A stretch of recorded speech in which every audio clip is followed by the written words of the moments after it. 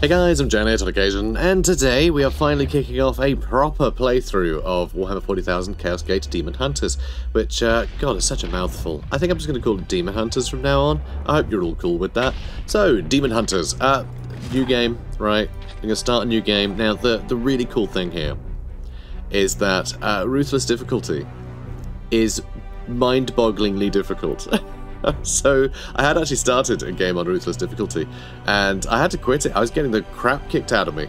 I'm sure there's a lot of nuance to this game that would help seasoned players get through it, or if you're the sort of person just to play games like XCOM, because this is essentially just Warhammer XCOM, if you're the sort of person to just play on the maximum difficulties all the time, then, yeah, just don't worry about it. Play on the maximum difficulties, have fun torturing yourself, because that's clearly what you're into. But if you're the sort of person who just likes, some level of tension, in a game like XCOM or something, you normally play on hard mode, don't play on hard mode, play on standard difficulty on this. This game is so much more difficult than XCOM, from my experience. I tended to play on sort of veteran, I think it's called veteran difficulty, wasn't it? I used to play on that one, because it wasn't, mind-bogglingly difficult, to the point where it's just sort of more tedious than, tense. I found veteran was a nice balance for me, where I could just sort of, enjoy the game. And have some levels of tension. This game I'm getting that from standard difficulty, straight up. Just play what you would normally play in XCOM, but one down. Just go down one. If you normally play on normal difficulty in XCOM, play on merciful.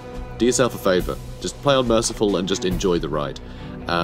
Yeah, seriously, just do that. Put it one down. This game is a lot more difficult, which I love. I think it's really cool to have that, to really feel like you're up against it. Because you're fighting a chaos invasion, and you've got to really feel up against it, and you do. Also, we're not going to play on Grandmaster mode, because that is, disables manual saving. This is the Iron Man mode of this game. I'm not going to play it because I'm doing a Let's Play, but we're going to go by the honor system, right? I'm going to be playing, with one save, functionally, right? I'm not going to be save scumming. But I'm also not going to turn this mode on, because if anything goes wrong with the save, because I'm playing an early access build here. This is the pre-release build. The game isn't released until a day after this video publishes. I don't want to risk the save game being broken and losing my only save, right? I can't have that. It'll ruin the whole series, and I don't want to do that to you. So, honor system, guys. I promise I will not save scum, okay? I promise I'll roll with the punches. Okay, but I'm not going to turn that on. Tutorial, we are going to play with, because that actually fills in a lot of story and a lot of character stuff that I think is really important for the start of this game, to really sort of set the scene. And that's what I care about. I love the story. I love the, all that jazz. So we're going to start with the tutorial. Anyway, let's do it.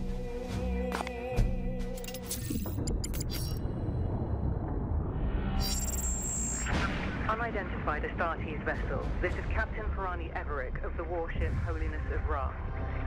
Geheris is lost. Repeat, Geheris is lost. All Imperial vessels are to withdraw at once.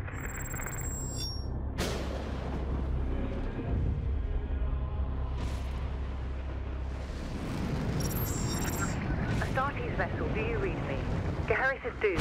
Please acknowledge this warning and... You have done all you can, Captain. Go, in the Emperor's light. You cannot sail into this storm. We do what we must. Farewell, Captain.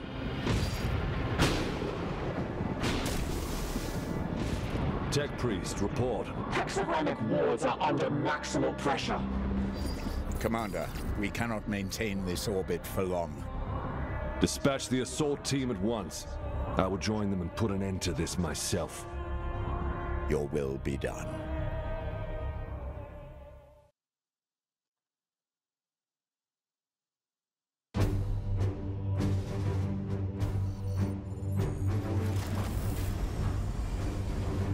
The assault team is engaged, Commander. They clear a path for your arrival. Here I stand. One unbreakable shield against the darkness.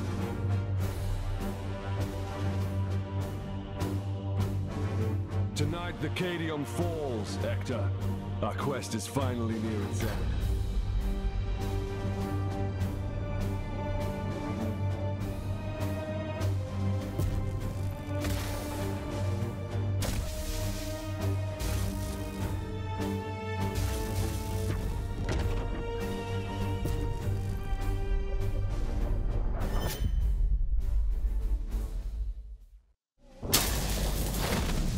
Palamedes, report. We have cleared a path through this chaff. Our target lies ahead. Time is against us, brothers. We breach the cathedral. Alright, so as you can see, we can use WASD to move around, and you left click to move, and then you can also click additional areas, so you can waypoint by left clicking. You just double click to, or click a second time, I suppose, to move. And that's a baddie, Cowards and weaklings. just in case you needed to know. So the cover system works slightly different to XCOM, so it's not actually a hit chance modifier. Everything will hit all the time, but cover is a modifier to damage. So full cover will reduce damage from direct attacks by 100%, so you just won't take any damage in full cover from direct attacks, obviously. And so here, it wants us to shoot. So you actually have to pick ranged attack, because the default is to hit people with your melee weapon, which is a real twist from the usual formula of these games. You know, the default is usually shooting people. But no, not with us. Not with us. As you can see, we're quite well equipped to focus people on melee. So, we're going to click. It'll show how much damage is done, so there's no guesswork, which, again, very big different, very big change to something like XCOM. But the spirit is still there. So, let's shoot. So if they weren't in cover, we would have actually got him. So we need to reload when you're out of ammo, obviously. And you notice that we moved, shot, and then reloaded. That's 3 AP. You can see down the bottom we have 3 AP, which means we have 3 actions per turn, which is quite a lot. Most tactics games just give you the 2. I like having the 3, it gives you some more flexibility. And, well, the game's a lot more punishing as a result, so it doesn't really matter, you know, it's just balanced for that. But it gives you some more tactical options, which I like. So, we're going to finish him off. Uther, Nicely done. dispense of that heretic with your blade. Grant them Will do. no quarter. Yes, Commander. I am the Emperor's Fury. You're out of cover, Uther. Trust in the Aegis. So the Aegis is, Aegis means shield, but, you know, it's like a branding thing. It's the Aegis brand shield, I like to think. But anyway, the Aegis is going to give us 2 armor. And also immune to autos. So autos are specific things that trigger. Depending on your equipment, it'll be things like Overwatch fire and things like that. But they're intrinsic to your equipment set. So a lot of enemies will be able to parry a melee attack or something, and that is an auto. So it's just things that trigger as like passive benefits. So this will make you immune to those, and also gives +2 armor, only for the 1 turn though. But the 2 armor is basically a damage reduction. It means we can take 2 damage before we start taking damage.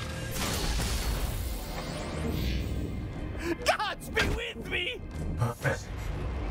No! So there he did 1 damage, so we're still absolutely fine. Now this I believe is going to do 3 damage, so we took a couple of damage there. So we had the 1 armor left, and got taken down. Then another 3 damage. Not good just to stand there like a Burke, it's not advised. But the game is trying to teach us about being shot to pieces, and it has done that. Stands against us. I will breach the cathedral. So here's the cathedral. Can't have a Warhammer 40,000 tutorial without a cathedral, you know. Bam. That happens with every door you enter in this game. It's fabulous. Check it out, bloodletters. What are you doing here, huh? Naughty bloodletters. So we can use the environment, which is something that this game does very well. There's huge amounts of environmental things you get to play about with. And honestly, that does make up for the lack of things like area of effect abilities early on in the game, because you can just go ahead and use the terrain rather nicely. It's a lot of fun. And yeah, we'll confirm that. Nice. Iolanthus, your brother, is pinned. Advance and deliver retribution. So, we're going to advance. Deploy your frag grenade, brother. Now we're going to deploy some retribution. We can actually hit all 3. We would be able to. Oh, I think that's why they put that block there. I think they literally put that there so you wouldn't try and kill all 3 and ruin the tutorial. Clever. These guys thought of everything. Wrath. Bye. Deliver the Emperor's judgment, Uther. Okay, so now it's Uther's turn again. So one thing that's really fun, actually, really unique, little bit of flair for this game, is that all of the surnames in the game, you can't enter your own surname on a character. You can give them whatever first name you like, but you can cycle through. There's like, God, I don't know, many, like 50 surnames, and they're all voiced, which means that someone will actually respond with their name whenever you switch to a different character. So all the different surnames are all voiced, which is really cool. So they all actually acknowledge orders and things using their names. It's amazing. It's really cool. Advance and train your bolter on that doorway. Will do. Unleash your blessed ammunition the moment they are exposed. There we go, teaching us about Enemies, Overwatch. prepare for the demon's charge. Now we're going to get some cover, but cover, of course, is only useful against ranged.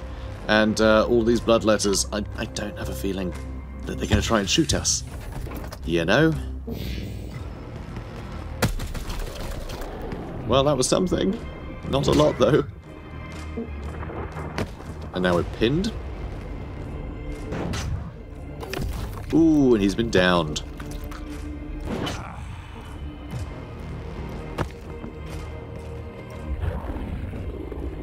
He doesn't seem happy. I sense dark powers from within. So here it's going to say adjacent enemies with melee will automatically strike you if you move out of range. Which it wants us to do, which is kind of strange.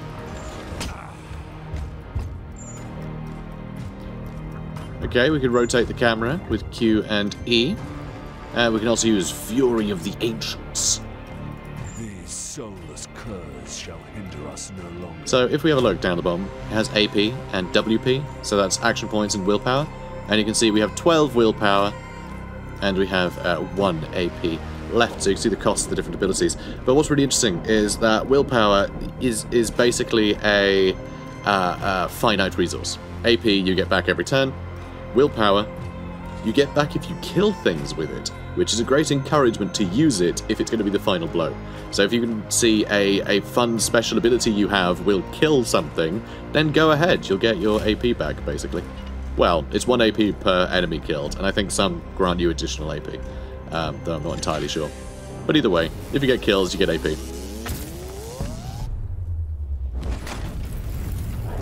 Very fancy. End that demon, Palamedes. Engage him now. Well, I'll try. So we're pinned, which penalises our AP, which means we only have 2 AP now, which is a big problem. And they've just parried. Bloodlet has the auto defense parry, so that's one of the autos that I was telling you about. They can cancel the first melee attack against it, so we have to attack it again, but well, this isn't going to kill it, is it? No, it is not. We cannot lose another battle, brother Iolanthus. Both demons must be destroyed. We must. So we're going to run over here, and we scored a critical hit. So if you scored a critical hit, you can actually pick, you get precision targeting, which allows you to actually pick a target to attack. We're going to stun it. This is +2 stun, and it's not showing his hit points right now, which it should. It should be showing us that too, but I guess it doesn't want us to fuss with it. But basically, there's a certain amount of hits that an enemy can take before they get stunned, and so this is just increasing the amount that meter is being lowered. But this should actually stun the target, because that's what it's trying to demonstrate right now. You'll see some enemies are very hard to stun, some aren't. In fact,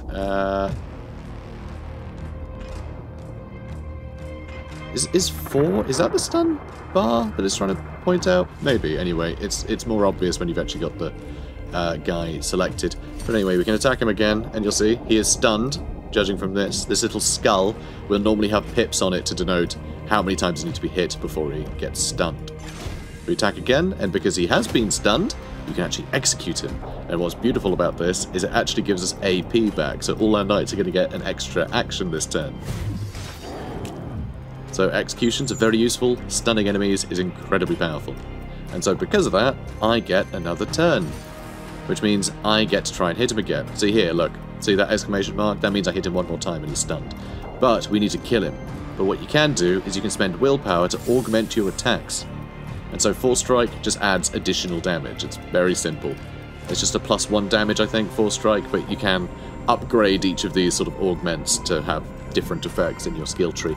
So, you know, but either way, it's at least 1 more damage, and we can kill him here. Excellent. I will move on ahead. So let's go. There is not much time, brothers, but we must prepare for the coming battle. I can sense enemy reinforcements. Palamedes, resuscitate Uther, so you may both defend against them. So, we're going to resuscitate Uther with our, what's the ability called again? I can't back out of it now I've clicked it, the tutorial doesn't want me to. Narthesium, that's the one. Narthesium, that's his little surgical weapon here. I say surgical weapon because he uses it to kill enemies as well as do surgery on his other Space Marines. I know, they're thrifty, I guess. So we're going to resuscitate him. Take up defensive positions, Palamedes. The enemy reinforcements will be here soon. So you'll notice, he has a bunch of greyed out health bar. Once they're resuscitated, they're only going to have half as much health as they did before. If he gets killed again, he's dead. If he's down to get, he's dead. Okay, permadeath applies, he will be dead. There's no getting that character back if he gets hit, you know, gets knocked down again. But it does mean that literally every character that you have can get downed once in each combat, Is commendable. which is handy. Join Palamedes in defensive. Then we're over there. Everyone's going to reload. Iolanthus with me. There's a breach in the wall ahead. Okay, we're going to move over here. I will breach the inner sanctum. Let's breach that sanctum.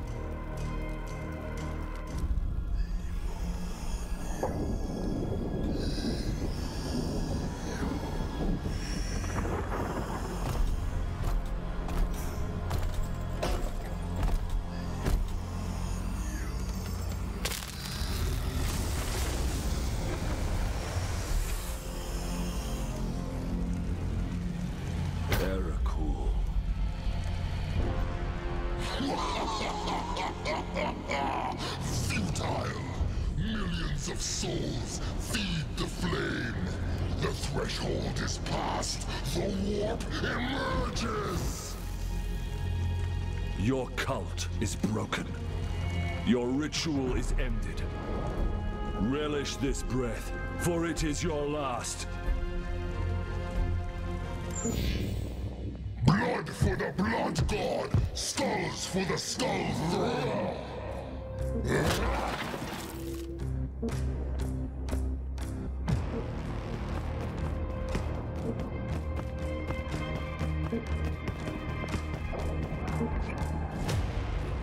So things aren't looking too great, huh? To my side, Iolanthus.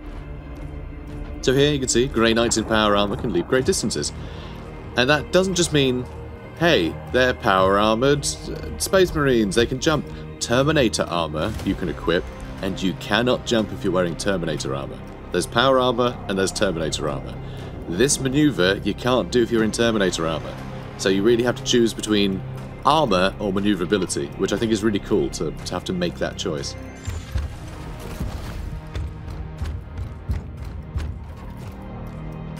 I will show you true wrath, demon. Okay, come here, you. So we're going to start hacking. Uther, you must protect the cathedral! Yeah, we must. So the fun thing about Overwatch, in fact it actually says here, I was going to tell you about it anyway, but the more AP you have left and the more ammunition you have, well, provided you have enough ammunition, you know, for the AP, you shoot that many times. So the fact we haven't moved this turn means that all 3 of our AP is going to contribute to gunning down our enemies here, which is fun. Oh, also one thing to keep an eye out for is you can see that little spot there. See how a little spot emerges as I turn the corner? That essentially means that he's going to be standing there. Not where he is now, but he's going to be standing where the dot is, which isn't in cover. So if you overwatch, you're actually exposing yourself to attack, which is something that isn't really a thing in other tactics games. It wants you to be vulnerable if you're going to try and just, like, stand in your enemy's way. Which I think is great. I think it's fantastic to do that. Really encourages you to just get stuck in and killing things.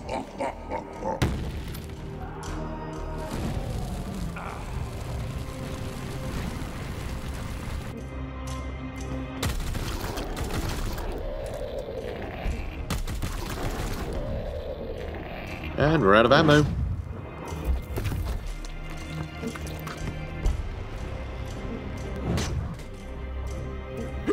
And he's dead. Went down that second time, it killed him. Have bought us precious time, Irelanders. Flank that demon and fire at will. Okay, so we're gonna go around the fire. Oh, also, one thing that's important to show. As I move my icon, see the number on it? So right now, there's a 2 on my cursor. That's how much AP he'll have if he moves there. So here, he'll have 1 AP left, but you can still carry on because you're using a waypoint. You can use the rest of that AP's movement allowance before you settle in. So we can move 2 AP, and we'll have 1 AP left. And we can use that AP to shoot. So there you go. Fun, isn't it? This is not going to do much. At least we'll get rid of his 1 armor, and he's closer to being stunned. See, look at that, 8. 8 hits he needs. Well, 8 stuns, because of course we saw that we can have a +2 stun on an attack if you get a crit. You know, there's other ways to do more stunning. But it always goes down by 1 each hit. You profane this sacred place. Yes, I think it does. Fire. Yeah, there we go, he's on 7 now. So we're going to run through the fire because, I guess just, we're righteous, aren't we? Righteousness makes you not care about fire.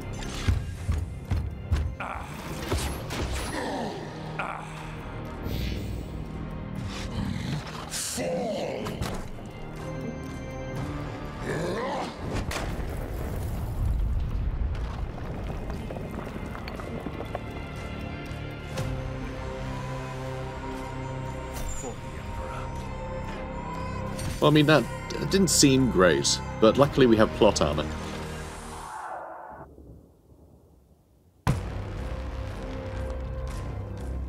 Pathetic mortal! Weakling spawn of a false god! I am the light that banishes darkness. Your prayers mean nothing!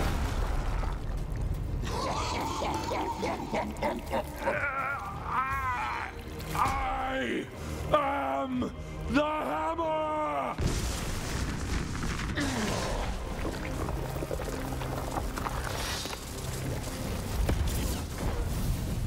You have beaten me for now, little knight.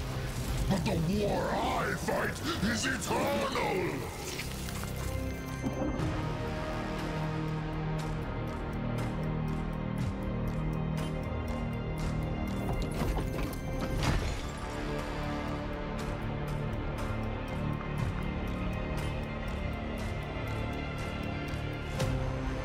Analysis. Warp signatures fading. Then the blood ritual has ended. Where is that report? Report! Where is the commander? He died a champion's death. Blade on blade against the Bowers' blasphemy.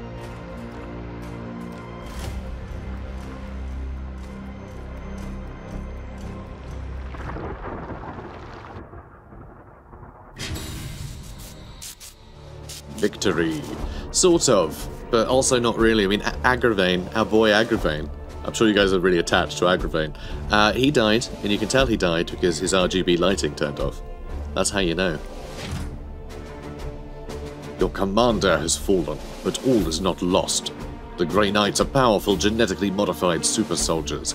They can sustain injuries that would kill a normal human, but they are not invincible.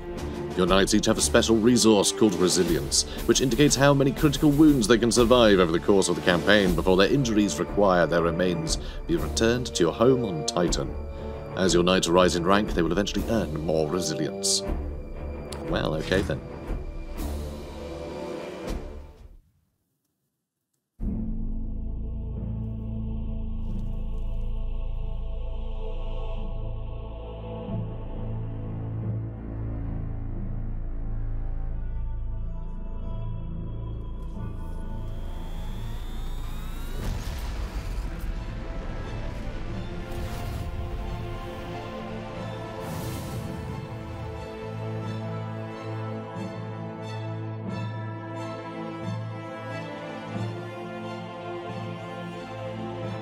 A long campaign, over at last. A victory at the cost of the commander's life. Alive, he was ever a faithful servant to the Emperor. A true hero.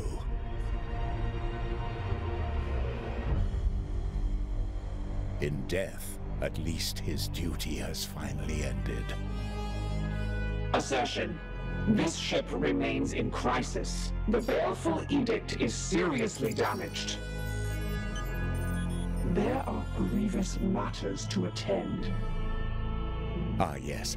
That is why I have invited our guest.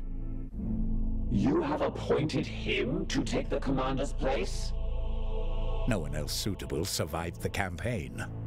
Falsehood. You also live. My apologies, Acting Commander. The priests of Mars do not understand our knightly oaths.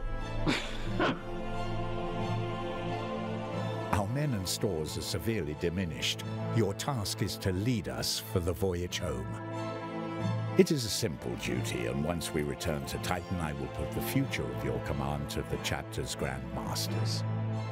In the meantime, I will provide what advice I can. I will also support you with counsel and service. But remember, the Baleful Edict is my chief concern. Be careful with this ship. We sail for Titan on your word, Commander. Strike Force Xiphos at your disposal. Alright.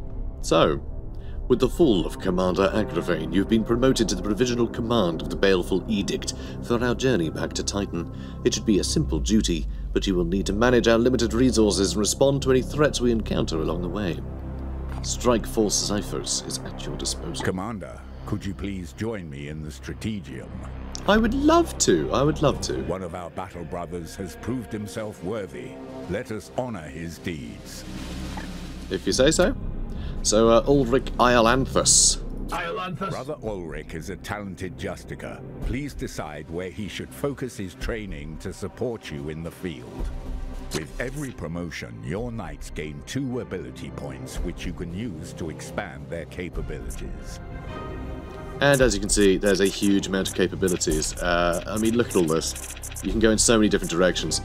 So what I'm going to do, I think, with Iolanthus, I want him to be our tank. I'm going to allow him to wear Terminator armor. It means he won't be able to jump any chasms anymore, but he'll still be ready useful. And also, this whole area up here, as you can see from the over this way. Hang on, can I navigate? I can. Good. So as you can see, when we hover over this top area, this all corresponds to the Aegis Shield. Okay, so any of the upgrades we get, right, here, here, or here, these are all to do with the Aegis Shield. So when we use the Aegis Shield, these will go into effect, which is awesome, because we get +3 armor when we use the Aegis Shield. It was +2 for our other character, but because of our class, the Justicar, he gains +1 armor with their Aegis Shield ability. And you can only put this up even higher, which is very, very fun. So we're going to put this up even higher to another +1, and I think another +1, you can also activate a warp charge with it, which means if you do your Aegis Shield, if you cast your Aegis Shield, which costs an AP, for the cost of an additional willpower, you can put your armor up by another 3, which is pretty huge, but I think we're just going to go with the default one for now.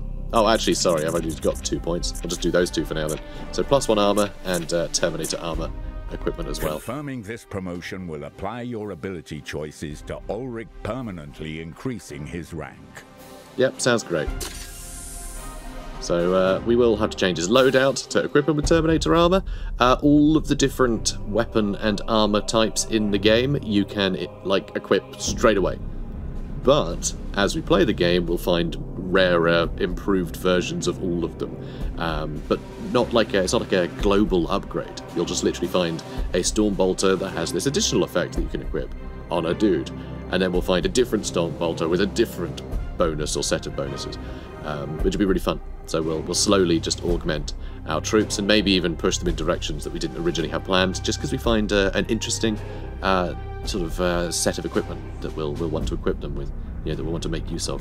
So it'll be really interesting to see what direction we end up taking all of our troops. Excellent. When you are finished, please join me at the star map. I mean, we're stood right next to you, mate. I mean, Ektar, we're right here by the star map. I know you want me to click this button, but I mean, we can see it. Our ship is in dire need of repair. We had best set a course for Titan and issue the travel order to begin our return to Titan. I'm sorry, mate, I didn't mean to interrupt you. I know I was being a little bit cheeky earlier, but I do appreciate you, Ektar. He's a good boy.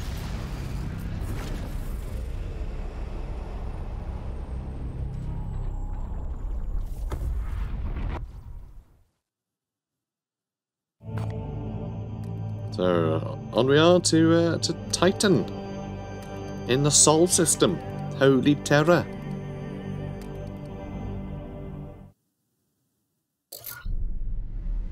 En route to Titan. Koromar Astropathic Junction.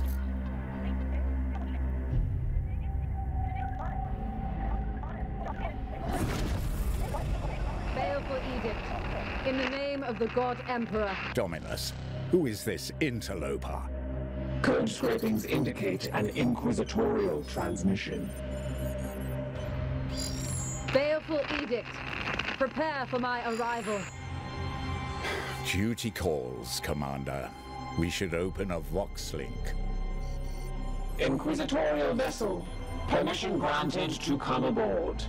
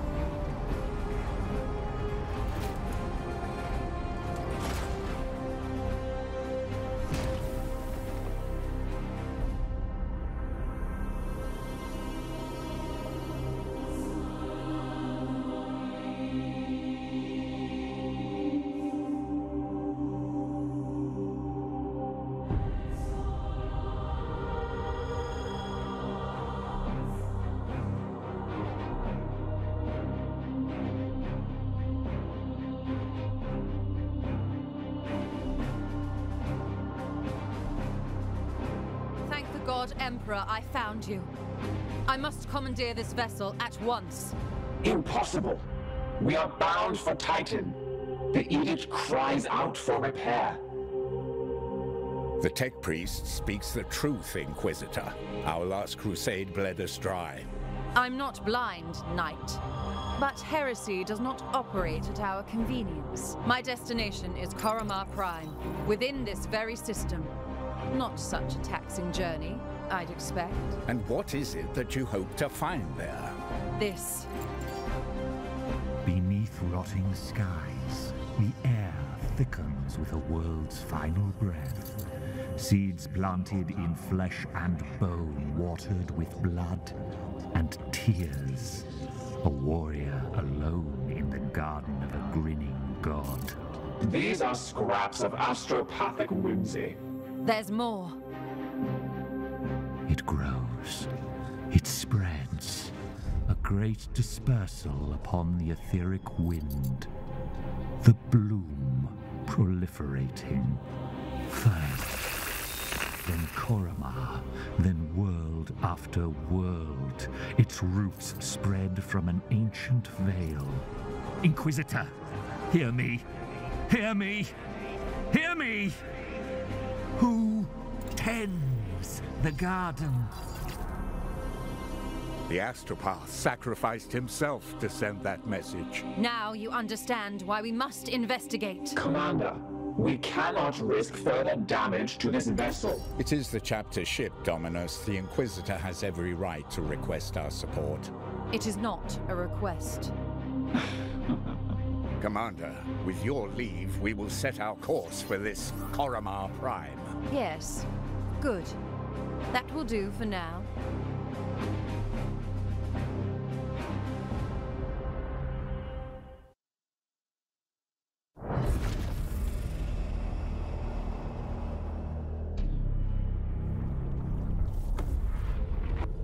Corruption sites detected. All right.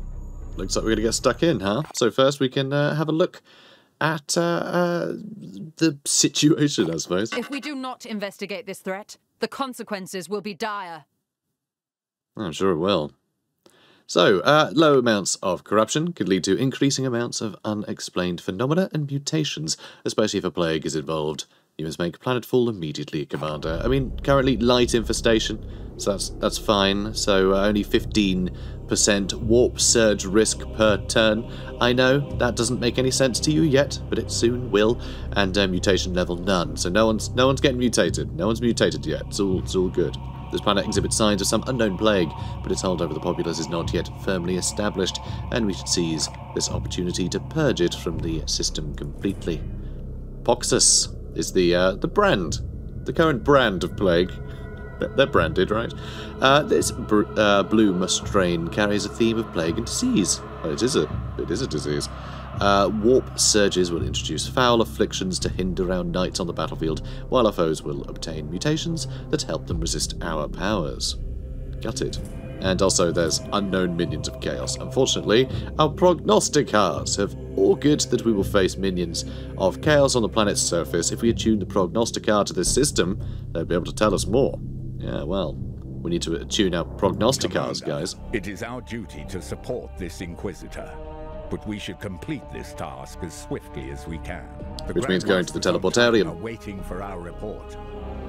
Yep, I'm sure they are. So, we need to kill all enemies, pretty straightforward objective, and we will gain 15 servitors as a reward. So, very, very nice. Let's go.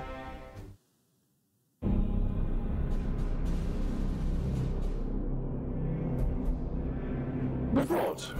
Signals from quarantine beacons detected in the upper atmosphere, but the surface itself is silent. Plague, Commander. Send your squad to the surface. Knights of Titan, you are the instrument of the Emperor's will. Make planetfall and discover if the Inquisitor's fears are founded. You should evaluate your knights' armaments and ensure they are best suited to the battle at hand. Yeah, will do. So, loadout. Melee weapon. The Nemesis Force Halberd can inflict a preemptive first strike on an adjacent enemy. I suggest you equip this weapon.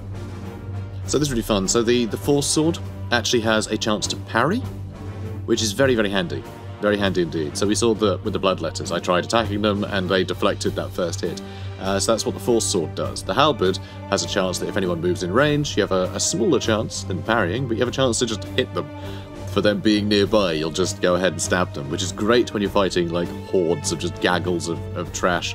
You can get the odd, just the odd free kill basically, which is very handy. Halberd you would like to equip. Your options will be limited until we return to Titan. Yeah, we are very limited here. We have the one Halberd.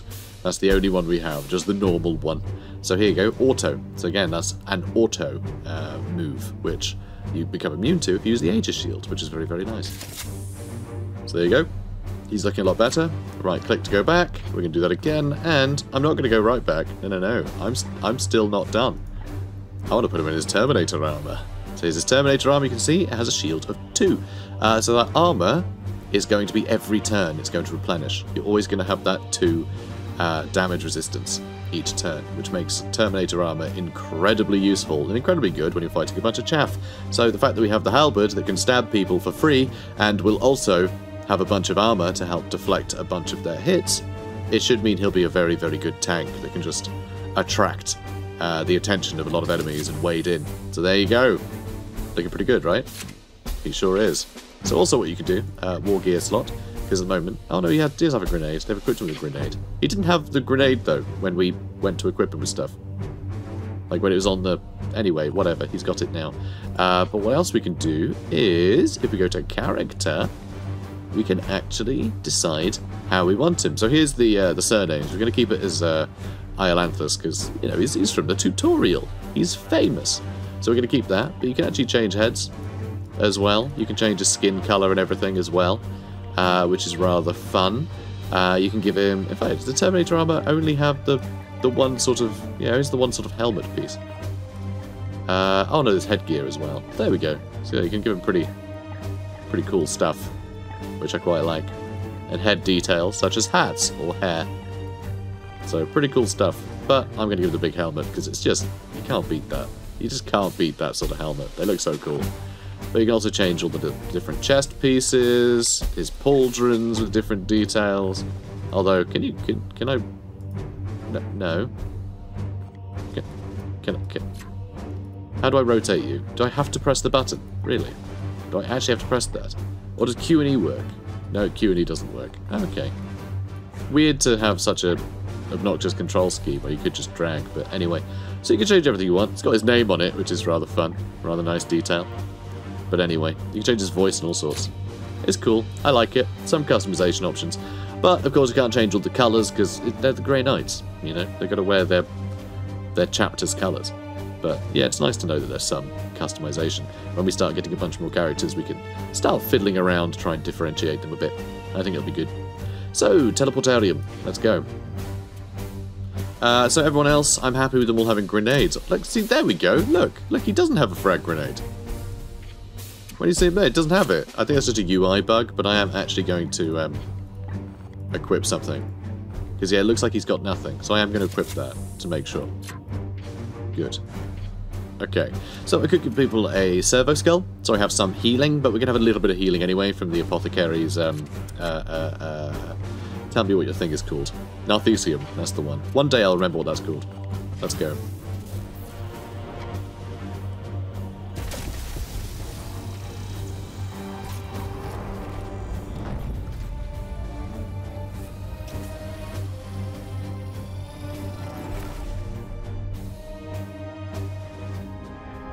Commander, have your men look for signs of this plague.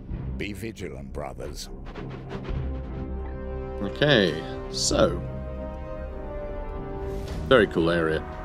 I love the war-torn streets. It's a really interesting biome, I suppose. Very cool stuff. So, let's move you up. Actually fully in control now. No tutorial for me. So you can get an indication of where the enemies are. And now notice we do have 3 AP, like we normally do. But there's a slight difference, which is that because we're not in combat, as soon as we do get into combat, they will get a move, right? They will get a, oh, we've been uncovered, and they'll run off in various directions, set up overwatches, hunker down, whatever. They won't, throw grenades at you or shoot you, but, they'll prepare. And then you get reimbursed all your action points. So usually with XCOM, you would move one person forward and you move everyone in just behind them and you'd end the turn. And you would do that literally every turn, because the moment you uncover someone, then you're going to have to just sort of... They'll get a free go, and then you might have no AP left to actually do anything about it before they get another go. This way you're always reimbursed a full turn. So you might just run someone right ahead and have everyone way back when you uncover the enemy. So you do need to move up gradually, but... You don't have to decide, okay, well, we moved up 1 pip, let's just end the turn now. You don't have to do that, which I think is really good. It helps to have this system of sort of AP reimbursement. So there we go. Found the enemies. Now they're going to all deploy. Okay, they've hunkered down. This guy's setting up an overwatch. Permission to engage, Commander. And we can also have a look at their stats. So here we go. Here's their stats. This is a Nurgle Heavy Stubber. At least it's a Nurgle cultist with a Heavy Stabber. So Suppressive Fire, Hunker Down, or Cover Shot are his various actions. So he can actually destroy our cover, or he can gain some armor until the end of the turn. And he can also use Suppressive Fire, which is just... it's the worst. I hate Suppressive Fire. It's very annoying. Does a lot of damage. It's like an Overwatch, but it targets one person, essentially. a much better range as well. I can also hit middle mouse to highlight this too. But we can look at all of them. So that's a Nurgle cultist. Nurgle cultist is a Nurgle cultist. These can overwatch or hunker down.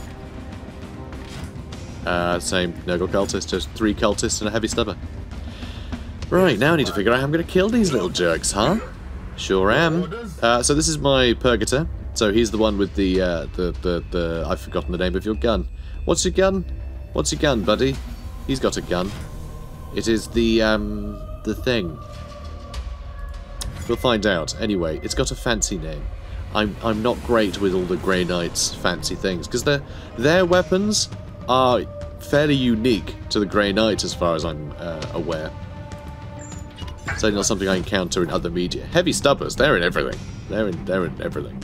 But yeah, a lot of the Grey Knight's ones, because they're not just guns, they're also like psychic channeling guns. That's, yeah. Anyway, so here we can actually attack this guy with the Psychic Onslaught, which I think I'm going to risk because this little thing in front of it, I mean, I can't just go ahead and attack that, as you can see.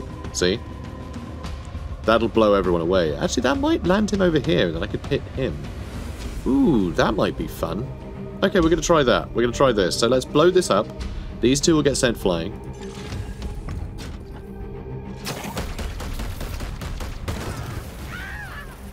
Okay, that guy fell into the pit and died, which is hilarious. Big fan of that. That's very funny to me. And... oh, is that it? Oh, we can't quite reach. Oh, because I moved there first. Oh, that's disappointing. Alright, so we can't hit them now. That's okay. That's okay. We'll make it work. So, I want to get... here we go, the guy in Terminator armor. You can move to here. So what we're going to do... Aegis Shield first. That's going to give us a heck of a lot of armor. Now, let's see actually, how far can you reach? Yeah, we can't really reach any of these guys. We are going to have to move up slightly piecemeal. But I think that's okay. I think that's okay. Now, you go over there. And this guy, with his 6 armor, I'm actually going to move right up here and let them attack him. I want him to be a target. And we can heal him with the Narthesium. It does cost willpower to use the Narthesium, though. So it costs 2 willpower. So we can only use it twice, but every time we get a kill, we'll get more willpower back, so we can carry on using the Narthesium. So as long as we are proactive in killing things with our Apothecary, then we'll be laughing. So that'll do. I probably should have set up Overwatches, actually. But I figured they were just going to do that. Yeah, just hide in the bag. So yeah, that's fine. Oh, by the way, oh, we could have definitely Overwatched. This is what happens when I'm chatting. I don't want to go through over and over again to see what all of my guys are doing. So we've taken 2 damage, we're fine. Okay, Bloom Rising. Okay, so, can I kill you by shooting? I could just hit him with a side bolt and finish him off. So here you can actually get more detail, so you can see crit vulnerability and all the rest of it. Do extra damage versus organic with this gun as well, which is fun. And what else? So let's see. Half cover means you can do -1 damage. And medium range, you can see there's a circle here and there's a circle back there. That's your sort of max range before it starts.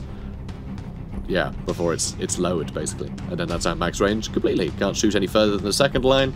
Past the first line, you have the medium range penalty. So there you go. And if we had Psybolt, +1 damage. Simple as that. Oh, and of course, that uses willpower.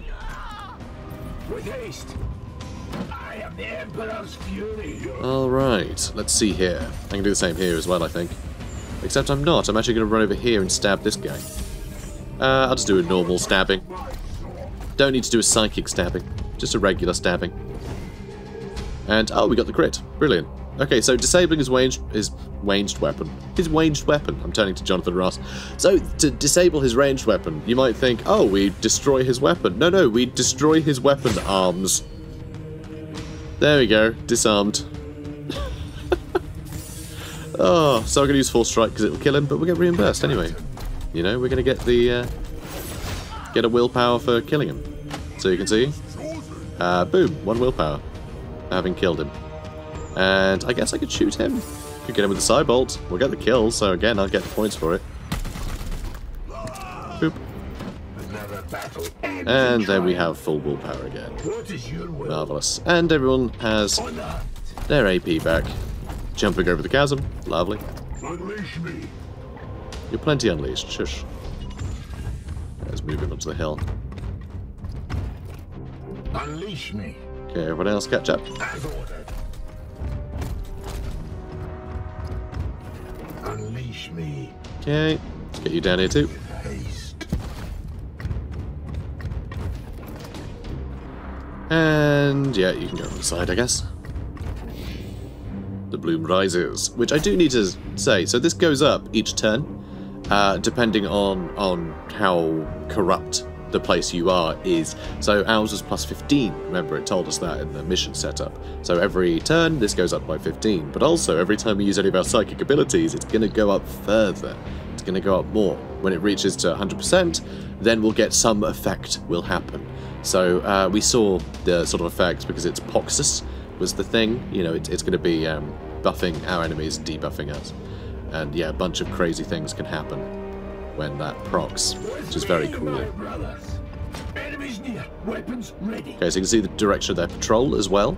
So you can actually see where they're going to be headed. So it actually helps you set up, sort of, you know, to receive them at that end or to avoid them, which I rather like. I like that you can do that. Though setting up like a proper like Overwatch trap, kind of pointless because line of sight is so much more than the range of Overwatch, frankly. I mean, if you're like indoors, then fine. Like, it's only when you get line of sight. So if you're not in a big open area like this, then there is reason to. But there's not really reason to in this open space to set up an Overwatch trap. It really isn't. Do I want to put you further forward? Let's just do an Aegis Shield because I fancy it. And you. I just realised he's actually jumped through a bunch of barbed wire. How did you do that, mate? I'm not going to question it. Okay, here they are. Wait. That guy doesn't look quite right. Inquisitor, we have seen the dead walk in this way before. As have I. Poxwalkers are evidence of warp corruption. This is no natural plague. So let's have a look. Poxwalker, he can groan. This is a very cool ability, and I also hate it in equal measure, because it's a nightmare.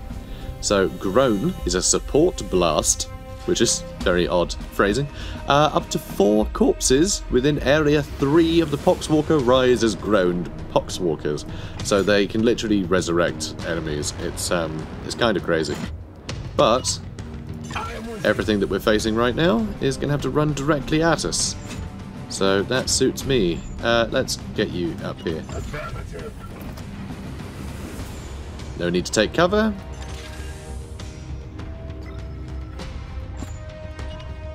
Marvellous. And let's use the Aegis Shield on you. I will put you over here. Good lad. And then you can Overwatch. Now see how that goes. Yeah, in they come. I will need to examine. There goes one. There goes 2. Contamination spreading to my servitors. Do not instruct me, Tech Priest. And now they're back again. Commander, I sense And then some. spike in warp activity below. It is a warp surge, Inquisitor. Such events are common in pitch battles between Psychers. And yet your brothers have clearly restrained their powers. Something foul is at work below. Well, yeah, there goes the warp surge. So what's kind of fun is that you'll see that the floor is littered with what I assume is dead Imperial Guard soldiers. And so they had a bunch of troops. We killed a couple, and then they got resurrected, but so did another corpse. See, there's a corpse down there too. There's just a bit of a corpse down there. So anyway, everything got resurrected, which is bad. Bad, frankly. But where is my Purgator? Here he is. No, that's Apothecary. They all look alike. Okay, Psychic Onslaught.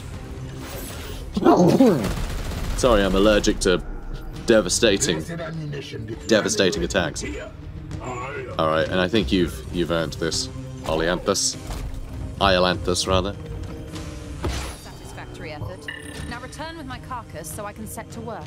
We will deliver them to you as soon as containment is properly confirmed and sanctified. Be swift about it. If this plague has already spread beyond this planet, then we will have far more ground to cover. Sure will. Victory! So quite an easy fight, but this is still essentially part of the tutorial, I believe.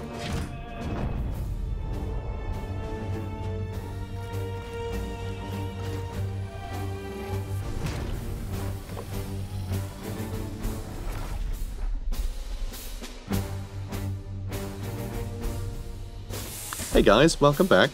An ill omen. We've located evidence of vile pogswalkers on this planet. The Plague Lord's work. We've recovered a body so that Inquisitor Vakir can investigate further.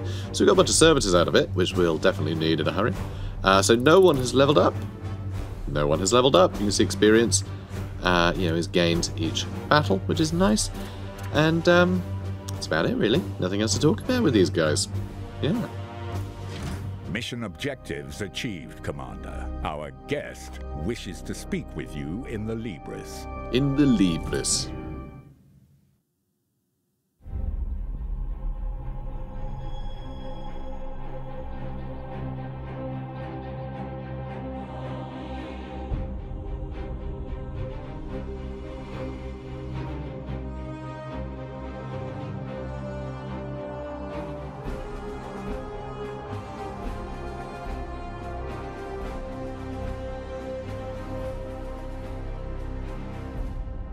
I must commend you on this impressive archive of demonic lore, Commander. It rivals some I've seen in inquisitorial fortresses. I will require it as a base of operations for my studies. I respect your authority in matters of combat, but I must remain until I can ascertain some solution to this plague.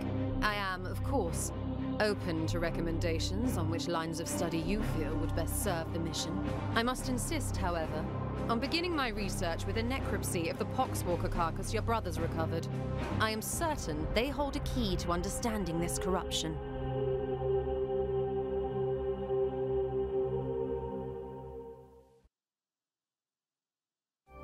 Well, alright then. So, as you can see, research menu. She's going to be a researcher. She's how we're going to advance the story, get new bonuses and whatnot. It'll be very cool. Also, I've got to say, I do love the three characters. We have Vakir, who is obviously, the Inquisitor, who is just will do anything it takes to stop chaos, and obviously we kind of have to do what she says, because the Inquisition do have the authority to essentially commandeer any vessel when they need it. So kind of got to bend the knee to it. And her quite iffy demands, because she's not really going to put us ahead of the mission, is she? No, she's not. But then you've also got brother. I've already forgotten his bloody name. Hector? That doesn't sound right. Elkar? Something. you got our brother, right? He obviously cares more about the order. He's trying to keep everyone safe because he's all about tradition and everything. He wants to keep our order in good shape, and that means keeping our battle brothers in good stead. So he's not going to be willing to sacrifice them, though he is duty bound. If needs must, then so be it. That's part of the life as a space marine. It is what it is. But then you've also got Lunette, who is our Martian friend, who's basically just cares about the ship and that's it.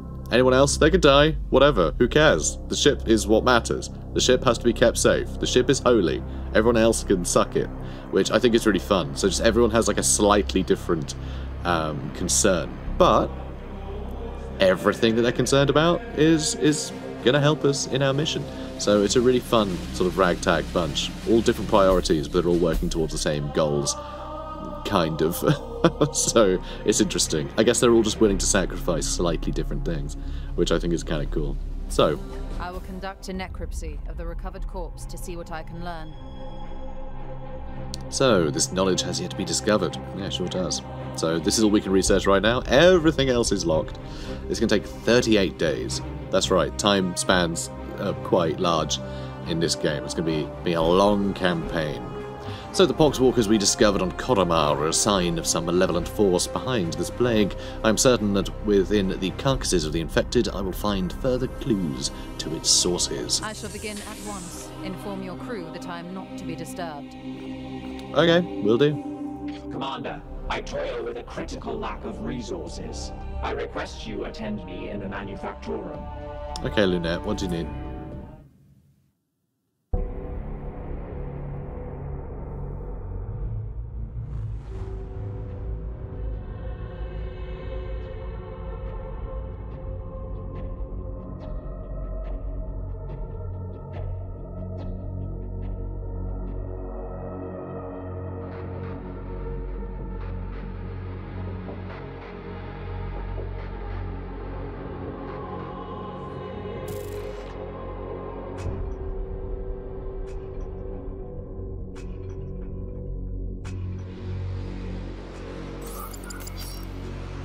My servitors have restored the manufactorum to operational use, but the edict remains severely damaged. Without access to a proper dockyard, restoration will be slow and limited by the resources we can requisition from Titan or nearby inquisitorial enclaves.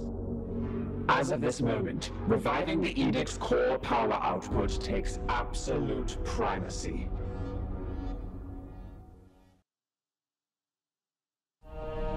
Yay, let's fix the ship. So it gives us a bunch of essentially objectives up here. So this will be on every screen. It'll give you relevant sort of objectives to where you are. You know, it's a contextual objectives menu, which I really like. I think it's a good idea. So ship status. Let's have a look. I must improve the edict's power output in order to conduct more extensive repairs. Almost certainly, I'm sure. So, we do need to fix this first. You'll see it requires servitors. So, it is a cost. We will lose these servitors. We have 25 right now, which is actually pretty great. That's a good chunk. We have hull integrity, ship speed, and our gun battery levels as well. Because you can see... Oh, no, it won't let me do anything because it's still tutorial. Okay, fine. I'll repair the plasma reactor. Is that what you want? Clearly it is. But there's a bunch of different upgrades you can do. All the middle ones are your defense systems. I haven't been attacked in space before, but apparently that's something that can happen. So things like the gun battery and the hull integrity, we might need. So here, the amount of damage the Baleful Edict can take before it is destroyed. Hull integrity can be restored to max value through the repair hull project in the manufactorum. The max can be permanently increased by upgrading the void shields. Gun battery, Baleful Edict's capability in direct ship-to-ship confrontations. Damage to the Edict's hull is based on the gun battery level relative to the enemies. It can be increased by upgrading the gun batteries to the manufactorum. So, you know, we will be fighting ships at some point, which is very cool. I can't wait to see that. But anyway, the plasma reactor has been damaged and rendered inoperative. Until we repair it, our reconstruction efforts cannot progress. So, we'll start fixing that then. I must now interface with the logic engines. I trust you have a great deal to attend to. I'm sure I probably do, yes. Commander, I have adjusted the star map to display our current sector. However, our intelligence here is sparse. All right, I suggest we bide our time until the Dominus restores power to our scanners. Okay, so this is essentially the same as in XCOM. This is our map, and then you click scan. You know, you just wait until missions pop up, or, you know, research is finished, or whatever else.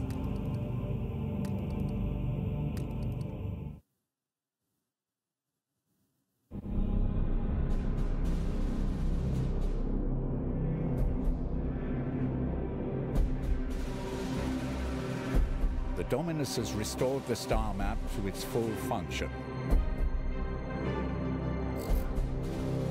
We are receiving a barrage of scanning data and astropathic scrapings from across the sector. This plague appears to have already spread its tendrils far and wide. We are faced with reports of 2 infected systems. We should monitor this infestation carefully and judge where best to direct our forces while the Inquisitor pursues her answers. Failure will cost many souls.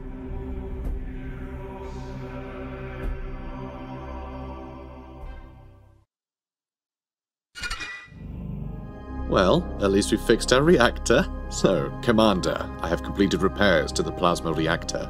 Our reconstruction efforts can proceed once again. I was sort of channeling his vibe for that voice there, but no, this is actually Lunette, isn't it?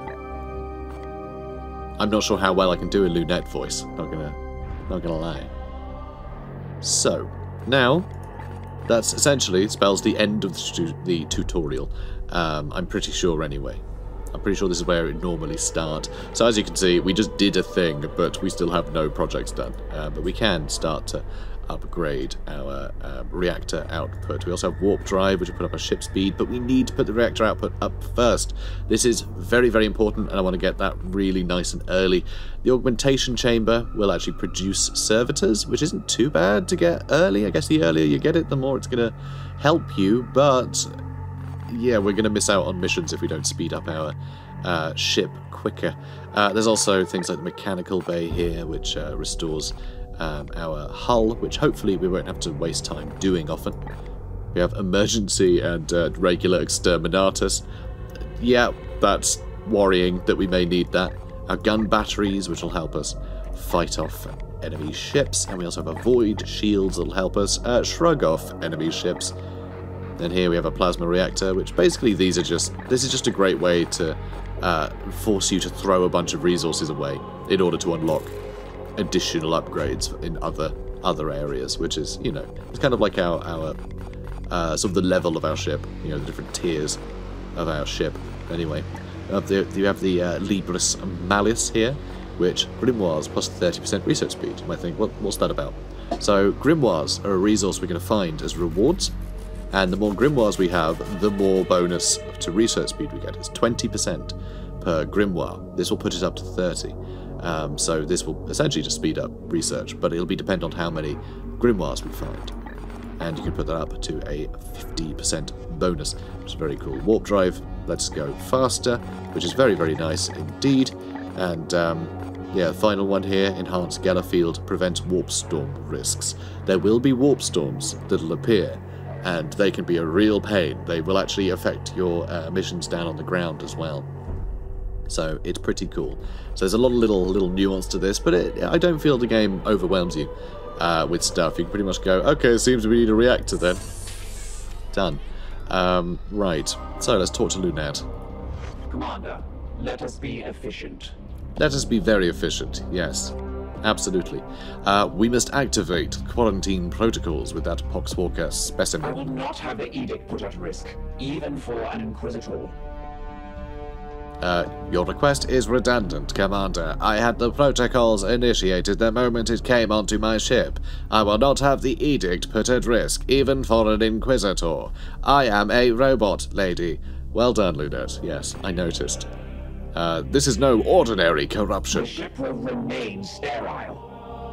Agreed, Commander. That is why I have instigated 7 layers of redundancies, as well as the highest security protocols, and even a binarious rubric mesh placed upon the Baleful Edict's cogitator systems. The ship will remain sterile. Good. Would it hold up until we're done in this sector? The Baleful Edict has never let any of the Brotherhoods that have traveled in her down. Still, the Inquisitor's demands are exacting. Yes, we are operating on her timescale now. The way of the Inquisition. They are often illogical, driven by vulgarities of flesh, instant results required even when a dispassionate analysis would prove beneficial. The dangers of minds unenhanced by the Omnisire. Let's discuss something else. For new input. How long did you know Commander I Agravain? have been the primary vessel for the Commander for the past 22 years. Although the vagaries of travel within the warp mean any span of time is approximate. He had the respect of the Battle Brothers and crew. He was a leader in the Grey Knights, so he was revered. However, my own analysis has his mission success rate at a mere 99.7%.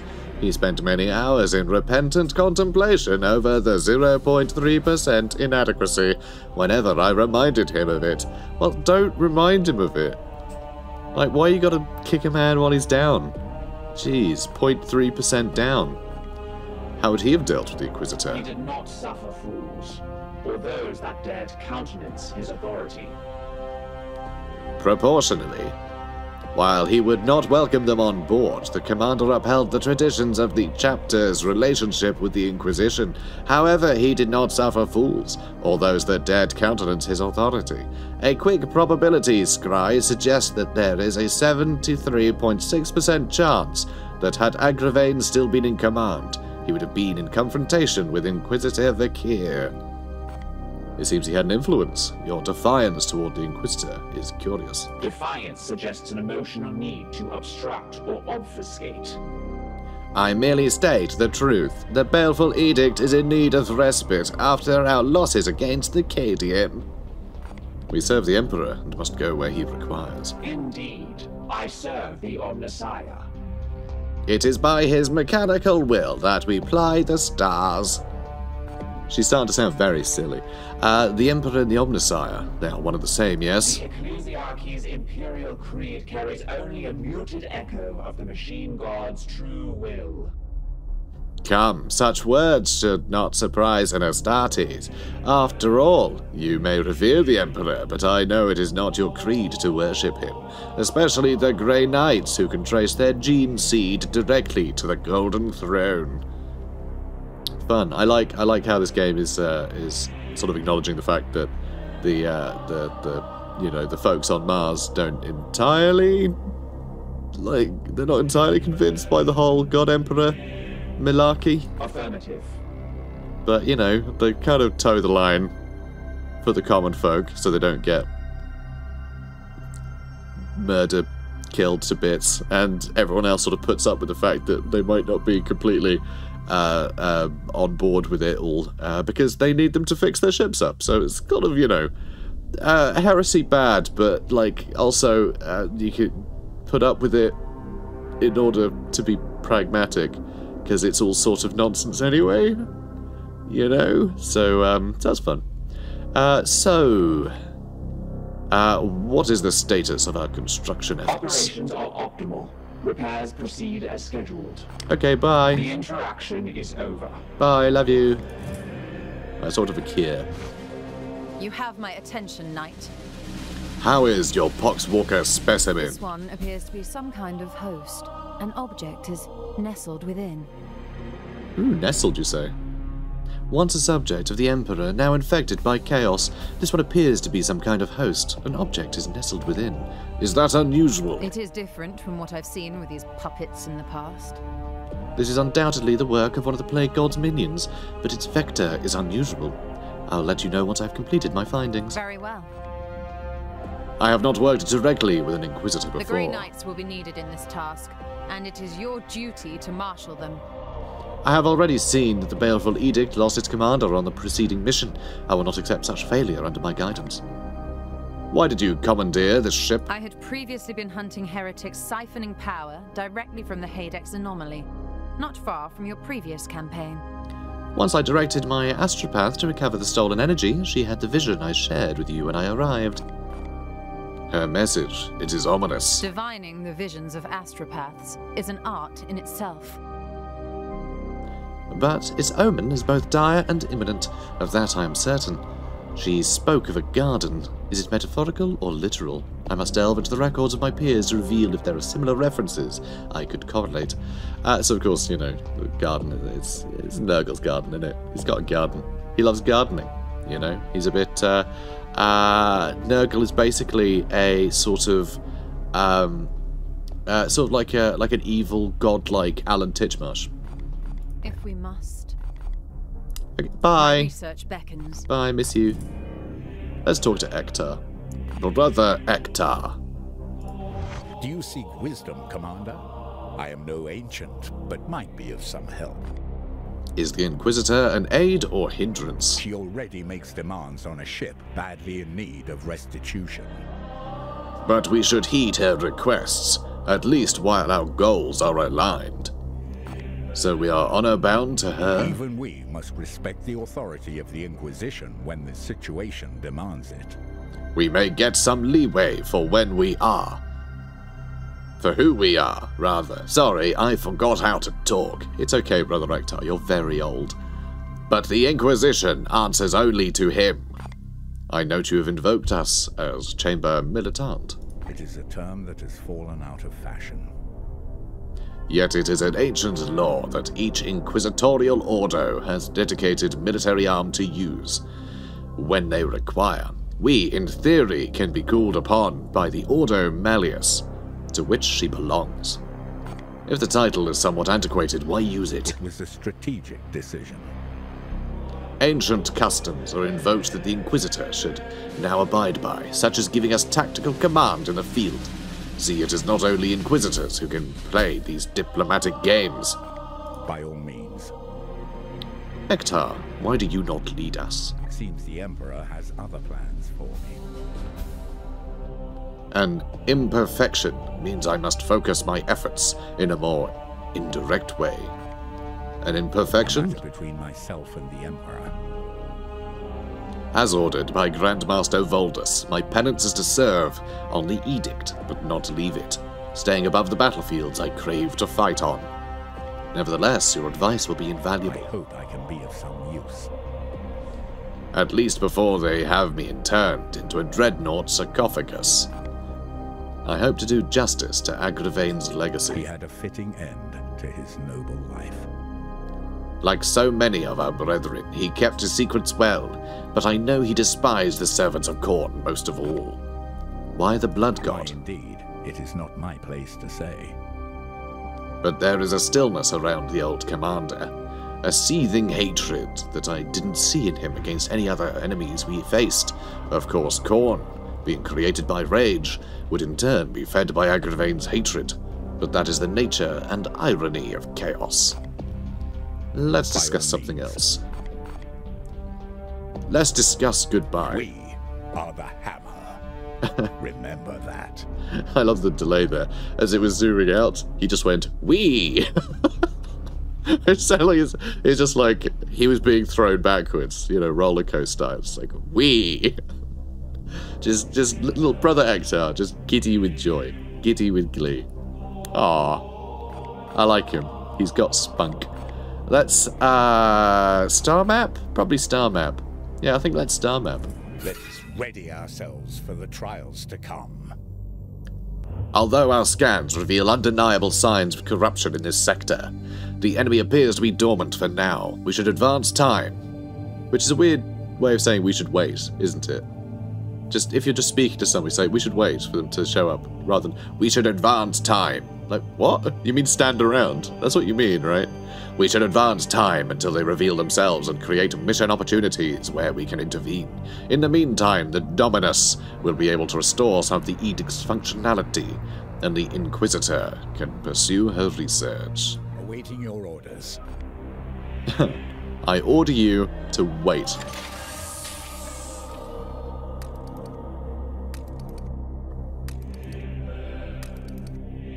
And I guess we're just going to sit here, right? Alright, everyone twiddle your thumbs. Oh, good. Did you do it? Did you twiddle your thumbs? Well done, everyone. Our prognostica choir has detected the presence of 3 new eruptions of bloom activity across this sector. We have informed Titan and must act on these new incursions to the best of our ability. Commander, our prognosticators have detected this bloom in 3 separate systems. We should examine one of them. Yeah, we should. I guess you want me to examine this one, huh? I have identified this planet as a mission location to combat the bloom. Let us examine further. Okay. From here, you can see some details for this mission, including the resources that Titan's armory will make available to us if we are successful. So, what's going to happen here is we're going to get 20... That's a lot of servitors. And all we have to do is kill all enemies. We'll get 1 requisition for the hassle as well. What is interesting, there's no additional missions yet, so I think we're still technically in the tutorial. So you'll see eventually. So here, kill all enemies, 1 grimoire, which will speed up our research, which is awesome. And down here, We've got a Grimoire as well. Again, just kill all enemies. Danger level low on all of these. I think I might go for this one. This top one. We could reach that one the soonest. And then it's a huge long shot. I doubt we'll be able to. But going here gives us the greatest chance of maybe doing a second mission. Because we might be able to get to this one afterwards. It's a long shot. We probably won't be able to, but either way, I really like the idea of getting 20 servitors so we can just continue to build stuff constantly. So we're going to travel over there. Ship project complete. Can you feel it, Commander? The vibrations of the deck plates, the thrumming in the plasma generator, the edict. She starts to sing again. It is a melody only those within the occult mechanicus can truly understand, but areas that have been devoid of power since our encounter with the Cadium are now back online. I am a robot lady. Yes, you are. You sure are. Additional projects unlocked. Huzzah. Including warp drive. We don't have servitors. This is why I want servitors. This is why I want them. And yes, you have to say it like that. Servitors. You don't have to. I lied. Yeah, we really are, oh, actually, yeah, this works. This works. I'm going to get Barracks built. No, I'm not. Yes, I am. It's only 12 days. Let's get this built. We're going to get Barracks. So Barracks will put up our capacity. So we only have a certain amount of living space, basically. But also the extra recruit rank is good because as we start losing people, and more commonly, just, they're going to get injured. And when they get injured for so long. So long. Like, several missions can go by before they're up on their feet again. So you really need to just like keep rotating between, you know, your Grey Knights. So we're going to need a lot of capacity. And if we can get them a higher rank, that'll help. Because if they are injured and miss multiple missions, at least we could get them at higher level to begin with, you know, which should hopefully help. So, the Edict left the Cadium campaign with a rather small complement of surviving Grey Knights. It is just as well, since the damage to the ship left it unable to house many more without transgressing Codex strictures. Still, if you hope to lead a larger force, we'll need to make a fitting space for them. Yep. I'm doing it. I'm doing it. You can't stop me. You can't stop me, guys. I'm doing it. Okay, so here we are.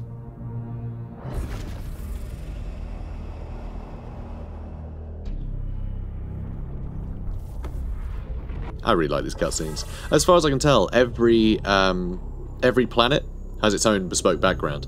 So Quantum will always look like this.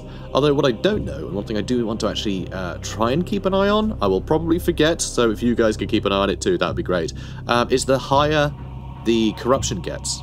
I want to see if, as corruption gets higher, the planet behind us starts to show signs of it. Because I would love to see if that's the case. I think it'd be really cool. Also, if we happen to be on a planet when there's like a warp storm in progress, will the sky, I say sky, will space behind it reflect the warp storm as well? You know, that's what I want to see. That's what I want to see. So keep an eye on it. Keep an eye out for that, and I will too. And hopefully we'll meet in the middle, with one of us having spotted something. So anyway, our prognosticars have augured dark omens on this planet, and Inquisitive Agir believes it connected to this plague she is investigating.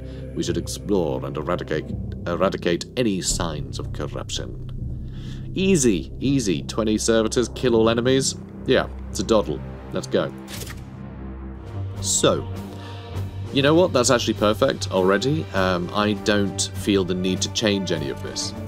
But I do want to look at my Purgator and realise that it's called a Psi Cannon. I should have realised that, because I did mention that it was like a psychic gun, didn't I? I was so close, so close. So anyway, Psi Cannon is that weapon. However, there are many, many more. There's also Storm Bolters. Obviously they're one-handed, so you can have a Storm Bolter and like a sword or whatever. Psi Cannon, Silencer, Incinerator, and also Storm Shields, which are very, very cool. I just picked one of them up in my my other game, you know, my other save, and I've been able to use it yet. But they seem cool. So, melee weapon. There's a Croceus Arcanum and a Narthesium, which are restricted. We got Warding Staves. Warding Staves are really cool. These are really cool. So these ones, they have a chance to automatically use your Aegis, which is really cool. So sometimes if you have to use all 3 AP on, like, fighting enemies, and there's plenty more coming, you have a chance that you're just going to have your shield proc, and it can really help you out It can really help. Really just get you out of a bind. But obviously you can't really rely on it, but it's a very cool thing to have, especially on a Justicar when you've got a bunch of bonuses, because that might immediately be like, oh, here's like 7 shield. Have fun. You know, here's 7 armor for free. It's very, very cool. Falchions are interesting. They give extra crit chance, so I like that. The halberd obviously attacks stuff automatically. The force sword has a chance to parry, so it's more defensive. And also when you have a force sword, you can also give them the storm shield, and the storm shield has a parry chance as well, so you can basically just parry people. You can just make like a duelist class to go toe-to-toe with like dangerous melee units. Very cool. So yeah, and there's the demon hammer as well. This just does more damage basically. You can augment it to do more damage with your force strike, so it has the highest damage potential. Even though its basic damage is still 4, like basically every other weapon. But yeah, really cool. And they'll all have additional other modifiers, which is fun. So yeah, that's a good range of stuff. Armor types, of course, you know, all those will have a million different modifiers. And then you have your war gear, so you've got grenades and servo skulls and equipment. So this is stuff that I haven't really got many additional ones yet. We haven't gone into how you unlock this stuff yet, but we will see that soon. But anyway, so that's us, okay? We're done for today. How I want to do this campaign is essentially what I'm going to do is start every episode with a mission. And then after that mission, we'll go through all the story stuff, all the like equipment stuff, and just everything that isn't a mission, basically. And yeah, we'll finish every episode just before we send off our squad. So all the equipment, you know, all of our equipping of our troops, going through our new toys, and figuring out who we're going to send on each mission. That's going to be at the end of every episode. So that way, if you just want to see some Space Marines blasting stuff, you know, you can just click on any of my videos and it'll be right there at the start. Okay, so that's the plan for this series. Hopefully that'll be a nice way to pace it. It does mean we'll have just wildly different length videos. So this one obviously has been longer because we've been doing all the chit-chat with all our characters and getting stuck into everything for the first time. But some missions will be nice and short, some will be really long. It's going to be an interesting experience, I think, doing this series. So yeah, I hope you guys are going to enjoy it. I've really been enjoying what I've played in this game so far, and there's still so much for me to discover. I haven't got that far without you, you know? I wanted a lot of this to be fairly fresh. I just wanted to learn the basics. So anyway, if you guys are enjoying this, then comment, like, subscribe. And also, if you're looking to pick up the game, it comes out tomorrow as of the publishing of this video. And you can actually pick it up on nexus.gg/Janet. So you can get a Steam key from there, and I get a cut from sales from that store, so it helps me keep the lights on as well. Really easy way to support the channel without having to spend any extra money, you know? You guys can just buy the game at the same cost as you normally would, but you throw me a bone at the same time. It's, yeah, much better than me pleading for patrons. Also, love you patrons, you're great. So, guys, I'll see you in the next one. Take care, guys. Have a good one.